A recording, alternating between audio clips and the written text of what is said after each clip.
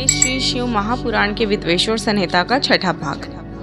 5 कृतियों का प्रतिपादन, प्रणव एवं पंचाक्षर मंत्र की महत्ता, ब्रह्मा विष्णु द्वारा भगवान शिव की स्तुति तथा उनका अंतर्धान। ब्रह्मा और विष्णु ने पूछा, प्रभो, सृष्टि आदि 5 कृतियों के लक्षण क्या हैं? यह हम दोनों को बताइए। भगवान शिव बोले, मेरे कर्तव्यों को समझना अत्यंत गहन है, तथापि मैं कृपा पूर्वक तुम्हें उनके विषय में बता रहा हूँ। ब्रह्मा और अच्युत, सृष्टि, पालन, संहार, तिरोभाव और अनुग्रह, ये 5 ही मेरे जगत संबंधी कार्य हैं जो नित्य सिद्ध हैं। संसार की रचना का जो आरंभ है उसी को सर्ग या सृष्टि कहते हैं। मुझसे पालित होकर सृष्टि का सुस्थिर रूप से रहना चाहिए, वही उसकी स्थिति है। उसका विनाशी संहार है। प्राणों के उत्क्रमण को तिरोभाव कहते हैं। इन सबसे छुटकारा मिल जाना ही मेरा अनुग्रह है। इस प्रकार मेरे 5 कृत्य हैं। सृष्टि आदि जो 4 कृत्य हैं वे संसार का विस्तार करने वाला है। 5वां कृत्य अनुग्रह मोक्ष का हेतु है। वह सदा मुझ में ही अचल भाव से स्थिर रहता है। मेरे भक्तजन इन 5 कृतियों को 5 भूतों में देखते हैं। सृष्टि भूतल में, स्थिति जल में, संहार अग्नि में, तिरोभाव वायु में और अनुग्रह आकाश में स्थित है। पृथ्वी से सबकी सृष्टि होती है, जल से सबकी वृद्धि एवं जीवन रक्षा होती है, आग सबको जला देती है, वायु सबको एक स्थान से दूसरे स्थान को ले जाती है और आकाश सबको अनुग्रहित करता है। विद्वान पुरुषों को यह विषय इसी रूप में जानना चाहिए। इन 5 कृतियों का भार वहन करने के लिए ही मेरे 5 मुख हैं। 4 दिशा में 4 मुख हैं और इनके बीच में 5वां मुख है। पुत्रों, तुम दोनों ने तपस्या करके प्रसन्न हुए मुझ परमेश्वर से सृष्टि और स्थिति नामक 2 कृत्य प्राप्त किए हैं। ये दोनों तुम्हें बहुत प्रिय हैं। इसी प्रकार मेरी विभूति स्वरूप रुद्र और महेश्वर में 2 अन्य उत्तम कृत्य हैं। संहार और तिरोभाव मुझसे प्राप्त किए हैं, परंतु अनुग्रह नामक कृत्य दूसरा कोई नहीं पा सकता।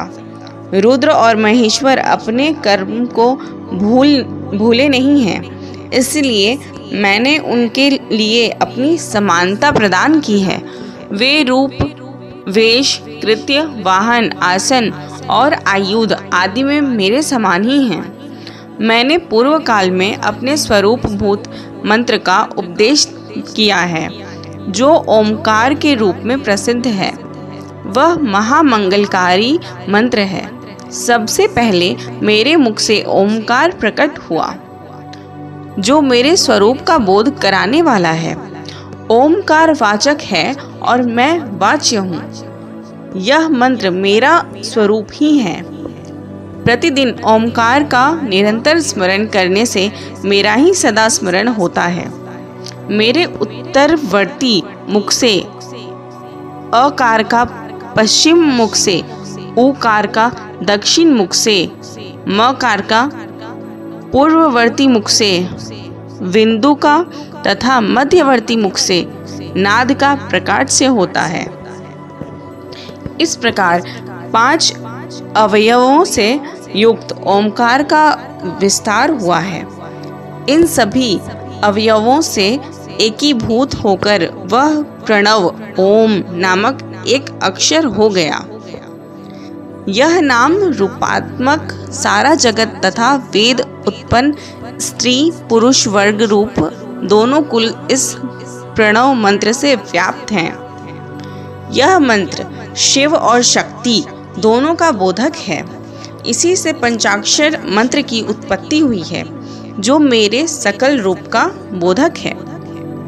वह आकारादि क्रम से और मकर आदि क्रम से क्रमशः प्रकाश में आया है। ओम नमः शिवाय यह पंचाक्षर मंत्र है। इस पंचाक्षर मंत्र से मातृका वर्ण प्रकट हुए हैं जो 5 भेद वाले हैं। उसी से शिरो मंत्र सहित त्रिपदा गायत्री का प्रकाश से हुआ है। उस गायत्री से संपूर्ण वेद प्रकट हुए हैं और उन वेदों से करोड़ों मंत्र निकले हैं। उन मंत्रों से भिन्न भिन्न कार्यों की सिद्धि होती है, परंतु इस प्रणव एवं पंचाक्षर से संपूर्ण मनोरथों की सिद्धि होती है। इस मंत्र समुदाय से भोग और मोक्ष दोनों सिद्ध होते हैं। मेरे सकल रूप से संबंध रखने वाले सभी मंत्र राज साक्षात भोग प्रदान करने वाले और शुभ कारक मोक्षप्रद हैं। नंदीकेश्वर कहते हैं, तदनंतर जगदम्बा पार्वती के साथ बैठे हुए गुरुवर महादेव जी ने उत्तराभिमुख बैठे हुए ब्रह्मा और विष्णु को प्रदान करने वाले वस्त्र से आच्छादित करके उनके मस्तक पर अपना कर कमल रखकर धीरे धीरे उच्चारण करके उन्हें उत्तम मंत्र का उपदेश किया। मंत्र तंत्र में बताई हुई विधि के पालन पूर्वक 3 बार मंत्र का उच्चारण करके भगवान शिव ने उन दोनों शिष्यों को मंत्र की दीक्षा दी। फिर उन शिष्यों ने गुरु दक्षिणा के रूप में अपने आप को ही समर्पित कर दिया और दोनों हाथ जोड़कर उनके समीप खड़े हो उन देवेश्वर जगत गुरु का स्तवन किया। श्री ब्रह्मा और विष्णु बोले, प्रभो आप निष्कल रूप हैं, आपको नमस्कार है। आप निष्कल तेज से प्रकाशित होते हैं, आपको नमस्कार है। आप सबके स्वामी हैं, आपको नमस्कार है।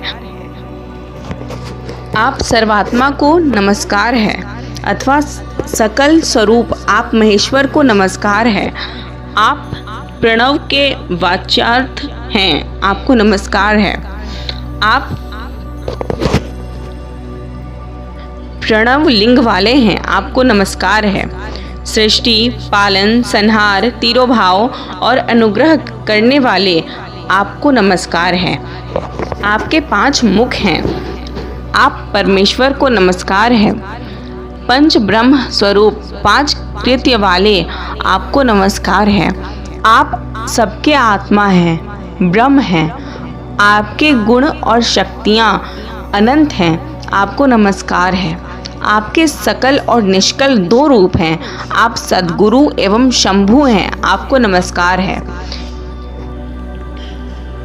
इन पदों द्वारा अपने गुरु महेश्वर की स्तुति करके ब्रह्मा और विष्णु ने उनके चरणों में प्रणाम किया।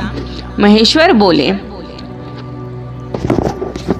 आर्द्रा नक्षत्र से युक्त चतुर्दशी को प्रणव का जप किया जाए तो वह अक्षय फल देने वाला होता है। सूर्य की संक्रांति से युक्त महा आर्द्रा नक्षत्र में एक बार किया हुआ प्रणव जप कोटि गुने जप का फल देता है। मृगशीरा नक्षत्र का अंतिम भाग तथा पुनर्वसु का आदि भाग पूजा, होम और तर्पण आदि के लिए सदा आर्द्रा के समान ही होता है। यह जानना चाहिए, मेरा या मेरे लिंग का दर्शन प्रभात काल में ही प्रातः और संगव काल में करना चाहिए। मेरे दर्शन पूजन के लिए चतुर्दशी तिथि निशिथ व्यापिनी अथवा प्रदोष व्यापिनी लेनी चाहिए, क्योंकि परिवर्तिनी तिथि से संयुक्त चतुर्दशी की ही प्रशंसा की जाती है। पूजा करने वालों के लिए मेरी मूर्ति तथा लिंग दोनों समान है, फिर भी मूर्ति की अपेक्षा लिंग का स्थान ऊंचा है। इसलिए मुमुक्षु पुरुषों को चाहिए कि वे मूर्ति से भी श्रेष्ठ समझकर लिंग का ही पूजन करें। लिंग का ओमकार मंत्र से और वेर का पंचाक्षर मंत्र से पूजन करना चाहिए। शिवलिंग की स्वयं ही स्थापना करके अथवा दूसरों से भी स्थापना करवाकर उत्तम द्रव्यमय उपचारों से पूजा करनी चाहिए। इससे मेरा पद सुलभ हो जाता है। इस प्रकार उन दोनों शिष्यों को उपदेश देकर भगवान शिव वही अंतर्धान हो गए। तो यहाँ पे हमारा छठा भाग कंप्लीट होता है। धन्यवाद।